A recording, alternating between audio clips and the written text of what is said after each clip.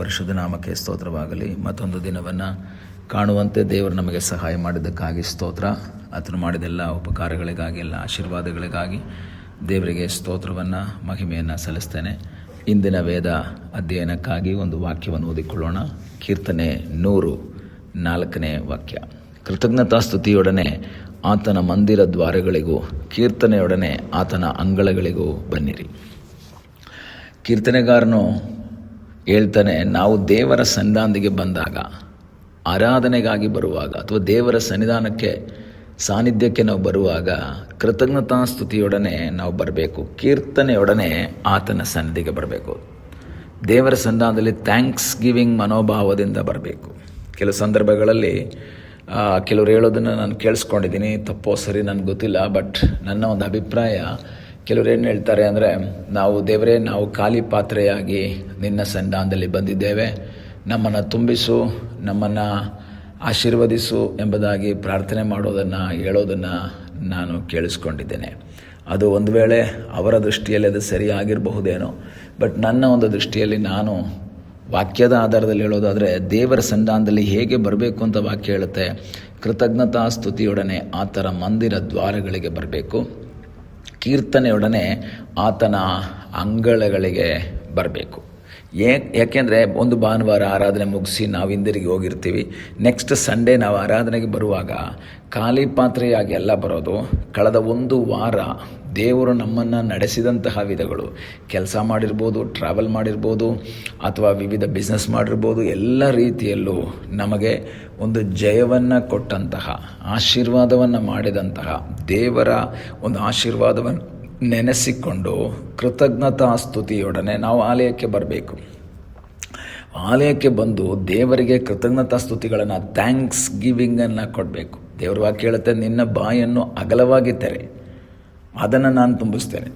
ನೀನು ಖಾಲಿ ಮಾಡ್ಕೊಂಡು ಬಾ ಅಂತಲ್ಲ ಹೇಳೋದು. ನೀನು ಆಲಯಕ್ಕೆ ಬಂದು ಕಳೆದ ಒಂದು ವಾರ ಮಾಡಿದಂತಹ ಅದ್ಭುತಗಳನ್ನು ನೆನೆಸಿ ದೇವರಿಗೆ ಕೃತಜ್ಞತಾ ಸ್ತುತಿಯನ್ನು ನಿರಂತರವಾಗಿ ಸಲ್ಲಿಸಿ, ನನ್ನ ಒಂದು ಅಭಿಪ್ರಾಯದಲ್ಲಿ ಆ ಕೃತಜ್ಞತೆ ತುಂಬಿದಂಥ ಹೃದಯದಿಂದ, ಕೃತಜ್ಞತಾ ಮನೋಭಾವದಿಂದ ಸ್ತುತಿ ಸ್ತೋತ್ರಗಳೆಂಬ ಯಜ್ಞಗಳನ್ನು ಸಲ್ಲಿಸಿ ನಮ್ಮನ್ನು ಖಾಲಿ ಮಾಡಿಕೊಂಡು ದೇವರು ಕೊಡುವಂತಹ ಆಶೀರ್ವಾದವನ್ನು ತುಂಬಿಸ್ಕೊಂಡು ಹೋಗಬೇಕು. ನಾವು ಖಾಲಿ ಪಾತ್ರೆಯಾಗಿ ಬರೋದಲ್ಲ, ನಾವು ತುಂಬಿದ ಹೃದಯದೊಂದಿಗೆ ಬರಬೇಕು. ಏನು ತುಂಬ್ಕೊಂಡು ಬಂದಿದ್ದೀವಿ ನಾವು?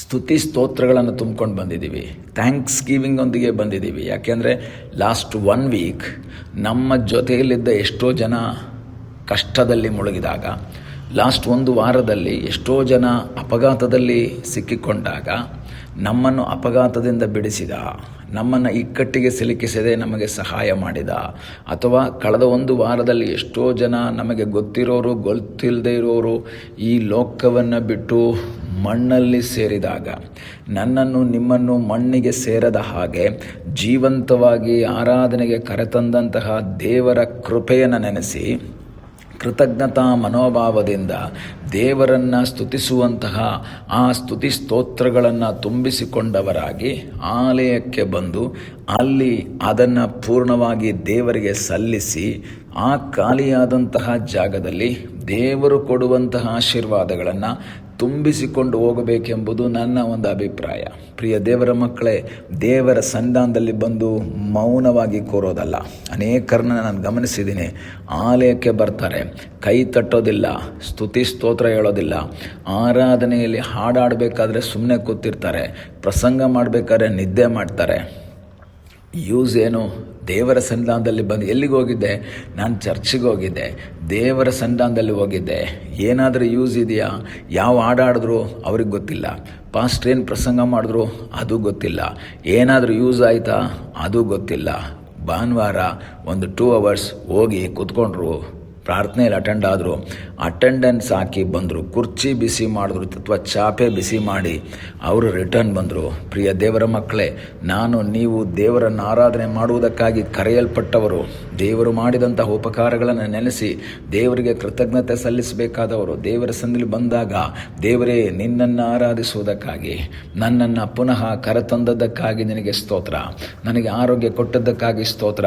ಎಷ್ಟೋ ಜನರಿಗೆ ಆರೋಗ್ಯವಿಲ್ಲದಿರುವಾಗ, ಎಷ್ಟೋ ಜನರಿಗೆ ಆಹಾರವಿಲ್ಲದಿರುವಾಗ, ಎಷ್ಟೋ ಜನರು ಬಲಹೀನತೆಯಲ್ಲಿ ಮುಳುಗಿ ಹೋಗಿರುವಾಗ ನನ್ನನ್ನು ಬಲಪಡಿಸಿ ಇಲ್ಲಿವರೆಗೂ ನಡೆಸಿದಂತಹ ನಿನ್ನ ಕೃಪೆಗಾಗಿ ಸ್ತೋತ್ರ ಎಂಬುದಾಗಿ ಹೇಳಿ ಕರ್ತನ ಸನ್ನಿಧಾನದಲ್ಲಿ ನಮ್ಮನ್ನೇ ಸಮರ್ಪಿಸಿಕೊಂಡು ನಾವು ಪ್ರಾರ್ಥಿಸುವುದಾದರೆ, ನಿಶ್ಚಯವಾಗಿ ನಾವು ಕೃತಜ್ಞತಾ ಸ್ತುತಿಯನ್ನು ಸಲ್ಲಿಸುವುದಾದರೆ ಇನ್ನೂ ಹೆಚ್ಚು ಆಶೀರ್ವಾದಗಳನ್ನು ಕೊಡುವಂತಹ ದೇವರು ನಮಗೋಸ್ಕರ ಜೀವಿಸ್ತಾ ಇದ್ದಾನೆ. ಆದ್ದರಿಂದ ದೇವರ ಸನ್ನಿಧಾನದಲ್ಲಿ ಬರುವಾಗ ನಾವು ಬಾಯಿ ಮುಚ್ಚಿ ಮೌನವಾಗಿ ಕೂರೋದಲ್ಲ, ಕೃತಜ್ಞತಾ ಸ್ತುತಿಯೊಡನೆ ಆತನ ಬಳಿಗೆ ಬರೋಣ, ಕೀರ್ತನೆಯೊಡನೆ ಆತನ ಬಳಿಗೆ ಬರೋಣ.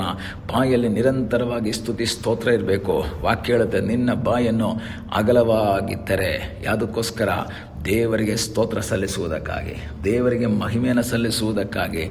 ನಿನ್ನ ಬಾಯನ್ನು ತೆರೆಯುವುದಾದರೆ, ಆ ಸ್ತುತಿ ಸ್ತೋತ್ರಗಳನ್ನು ಖಾಲಿ ಕೊಟ್ಟು ಅದು ಜಾಗ ಖಾಲಿ ಮಾಡೋದಾದರೆ ಅಲ್ಲಿ ದೇವರು ಮತ್ತೆ ತುಂಬಿಸ್ತಾನೆ. ಮುಂದಿನ ವಾರ ಮತ್ತೆ ಒಂದು ವಾರದಲ್ಲಿ ದೇವರು ಮಾಡಿದಂಥ ಉಪಕಾರದೊಂದಿಗೆ ಪುನಃ ನಾವು ದೇವರ ಸಲ್ಲಿ ಬಂದು ದೇವರಿಗೆ ಸ್ತೋತ್ರ ಮಾಡುವರಾಗಬೇಕು. ಕಣ್ಣುಗಳನ್ನು ಮುಚ್ಚೋಣ, ಪ್ರಾರ್ಥಿಸೋಣ. ನಮ್ಮನ್ನು ಬಹಳವಾಗಿ ಪ್ರೀತಿ ಮಾಡುವ ಪರಲೋಕದ ತಂದೆಯಾದ ದೇವರೇ, ಈ ಸಮಯಕ್ಕಾಗಿ ಸ್ತೋತ್ರ. ಈ ಸಮಯದಲ್ಲಿ ಮತ್ತೊಂದು ಆವರ್ತಿ ನಿನ್ನ ಸನ್ನಿಧಾನದಲ್ಲಿ ನಾವು ಬಂದಿದ್ದೇವೆ. ಕರ್ತನೆ, ತಲೆಬಾಗಿರುವಂಥ ನಿನ್ನ ಮಕ್ಕಳನ್ನು ಆಶೀರ್ವಾದ ಮಾಡಪ್ಪ. ನೀನು ಮಾಡಿದ ಎಲ್ಲ ಉಪಕಾರಗಳಿಗಾಗಿ, ಎಲ್ಲ ಆಶೀರ್ವಾದಗಳಿಗಾಗಿ ನಾವು ನಿನಗೆ ಸ್ತೋತ್ರವನ್ನು, ಮಹಿಮೆಯನ್ನು ಸಲ್ಲಿಸ್ತಾ ಇದ್ದೇವೆ.